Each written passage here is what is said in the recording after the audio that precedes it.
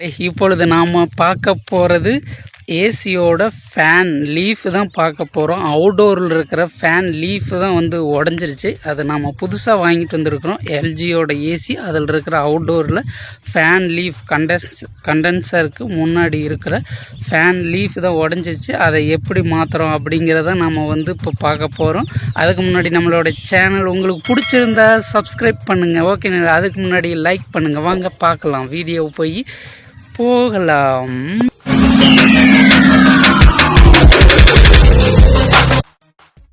இப்பொழுது பாருங்க, ஏசியோட எல்ஜியோட அவுடோர் தான். இந்த லீஃபுக்கு முன்னாடி இருக்கிற கவர், அதாவது அது சேஃப்டி கவர், அதை வந்து எப்படி கழட்டுறோம் அப்படிங்கிறத நான் உங்களுக்கு ஒரே ஒரு இந்த மாடலுக்கு வந்து ஒரு ஸ்க்ரூ தான் உள்ளது. அந்த ஒரு ஸ்க்ரூ கழட்டி கீழே இப்படி அழுத்தின மாரி அழுத்தினீங்கன்னா அந்த லாக் எல்லாமே ஓப்பன் ஆகிக்கும். பார்த்து எடுக்கணும், ஏன்னா இது வந்து பிளாஸ்டிக் டைப்பு. பாருங்கள், நம்ம ஈஸியாக வந்து ரெகுலராக நாங்கள் யூஸ் பண்ணிக்கிட்டு இருக்கிறனால நாங்கள் வந்து கழட்டிட்டோம். இப்போ இந்த லீஃபில் இருக்கிற இந்த நெட்டு வந்து கழட்டணும்.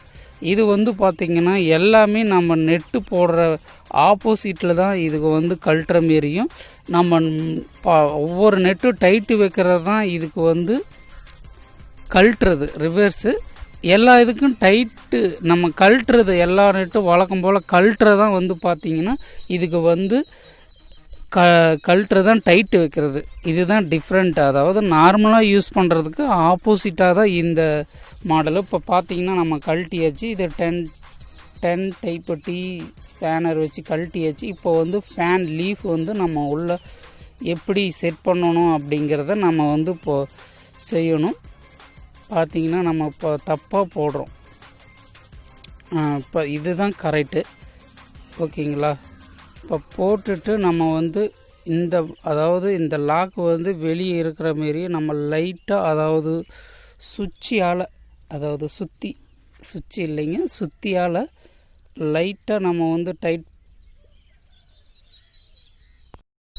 இப்பொழுது நம்ம வந்து டைட் பண்ணுறோம், அதாவது 10 டி பாக்ஸால் டைட் பண்ணுறோம். டைட் பண்ணோம்னா நமக்கு வந்து ஓரளவுக்கு வந்து இப்போ எப்படி சொல்லியிருக்கோம், நம்ம வந்து கழட்டுறது, அதாவது நார்மல் இதை வந்து கழட்டுற மாரியும் இதுக்கு வந்து டைட்டு ஆப்போசிட்டில் தான் இது இருக்கும். ஃபுல்லாக டைட் பண்ணியாச்சு. இப்போ வாங்க இதை ரன் பண்ணி பார்க்கலாம். அதுக்கு முன்னாடி நான் ஏன் எல்லாமே கழட்டியிருக்கேன்னா உங்களுக்கு கிளியராக புரியணும் அப்படிங்கிறது தான். ஏன்னா நல்ல அனுபவம் உள்ளவங்க வந்து அந்த இதை கழட்டினாவே போதும், அந்த சேஃப்டி கவரை கழட்டினாவே ஈஸியாக வந்து ஃபிட் பண்ணலாம். பட்டு நம்ம வீடியோ எடுக்கணும் அப்படின்னு கிளியராக பண்ணியாச்சு. பாருங்கள் வீடியோவை. ஆனால் என்ன ஸ்பீடு சுற்றிக்கிட்டு இருக்கு, இதில் பாருங்க மெதுவாக சுற்றுற மாதிரி தெரியுது. அதானே, ஏன் அப்படி ஃபோனில் அப்படி தான் தெரியும்? அப்படிதான் தெரியுதுங்க, தெரியும். ஆமாம், இதில் பாருங்க பக்கத்தில் தெரியுது, ஸ்பீடாக சுற்றுது, சுற்றுற மாதிரி தெரியுது, ஸ்லோவாக சுற்றுது. அதே பாருங்க தூரத்தில் கொண்டு போக அப்படியே ஸ்லோவாகுது பாருங்க.